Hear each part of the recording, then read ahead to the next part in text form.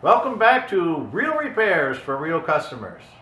I've just finished repairing this recliner. It's brand new, it had some scratches on it. Now it's ready to go back to the furniture store.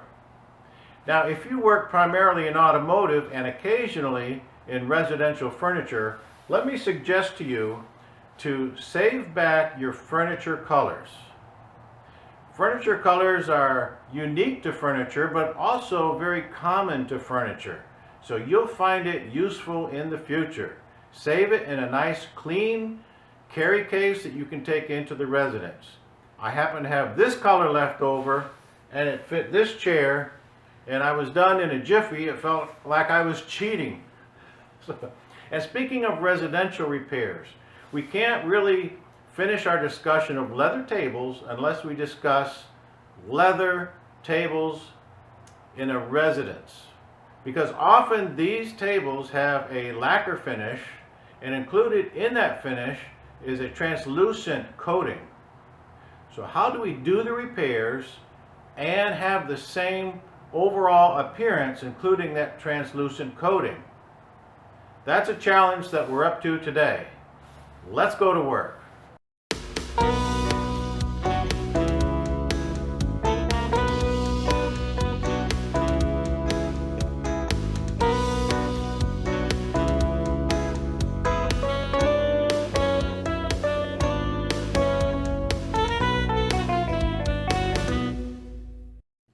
Now, I don't have any current projects to video, but I do have some past repairs that we can learn a lot from.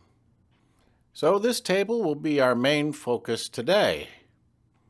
And we're looking at not just a repair or two, but really damages throughout the whole top. And what's very fortunate for you and me is that this largest repair gives us a window into how this finish was created. We see the brownish leather, and then we see the yellow base coat and the brown top coat. Notice that the yellow base coat is opaque, meaning that you cannot see through it. The brown coat on top, though, is translucent. You can see the yellow through some parts of the brown top coat. And there are some spots in the brown that are darker yet, and those spots obscure the base coat almost entirely. So the dilemma that we face is if we add more of the dark translucent coating in the general area of this repair, we are building more and more of the dark coating until we've actually made that translucent coating opaque. And our repair will look like a very dark spot amongst the rest of the finish. So what can we do? Well, let's look at a leather chair repair for an example of how we can avoid this circumstance of having a dark splotch in our repair. And so we can see that this chair also has a light base coat, and the top coat is also a translucent coating, sort of a reddish brown. So we'll go ahead and glue these flaps down and put leather filler in them for the repair, but let's look at the coating. On the backrest of the seat, we have again a window that gives us a view to what the true base coat color is. So here you could imagine if we added the dark translucent coating to darken these light spots, we would also be darkening the already dark spots. And so these spots would be extremely dark right in the middle of the backrest, and that would be unacceptable. So the way around that is what you see here. We totally cover the repair with the base coat color and feather that out.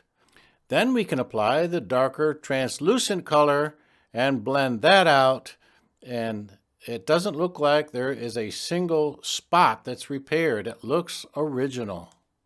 So let's apply the same principle to our table.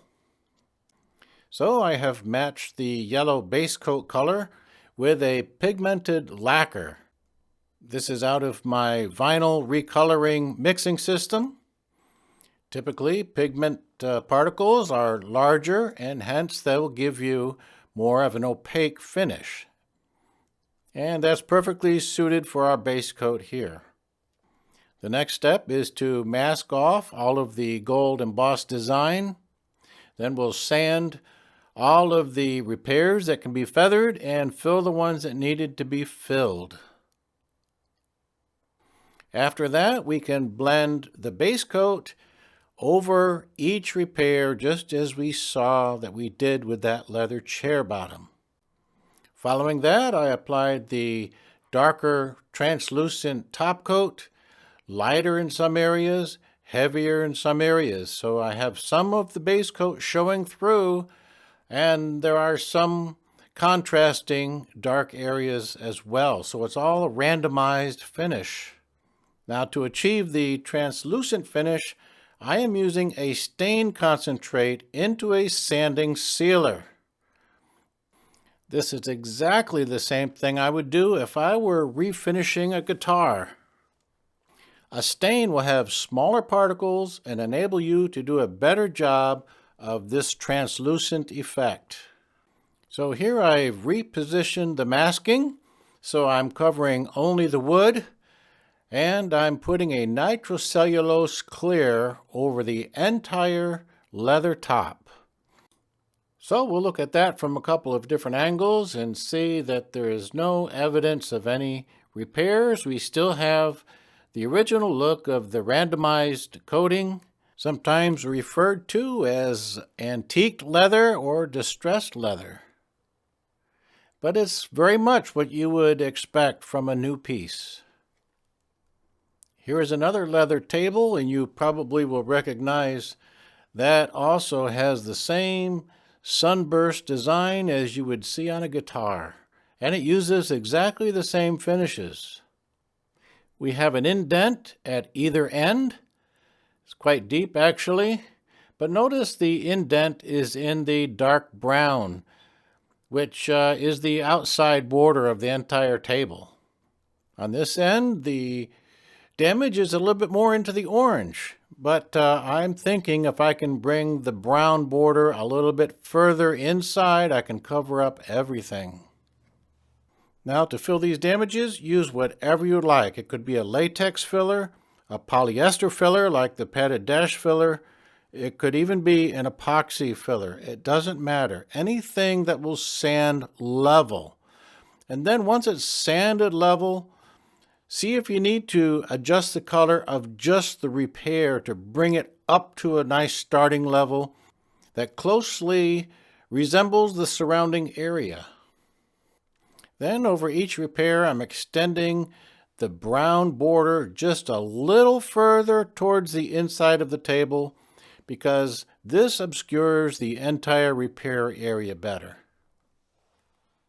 So my first application of the nitrocellulose clear is just on the repair areas, and then I'm doing an overall for the whole table.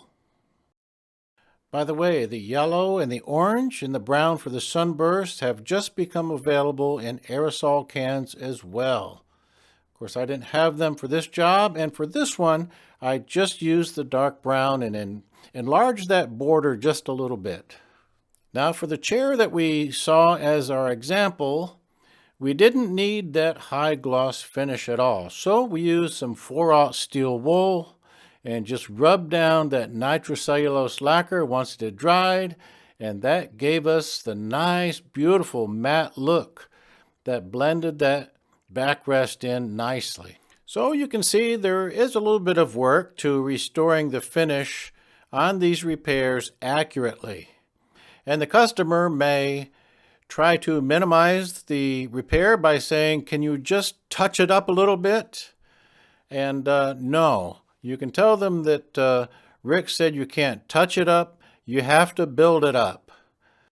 So I hope you enjoyed that. That technique is fun to do. It's very rewarding to see the final results. And so I hope you can have similar results in your business. Thanks for watching.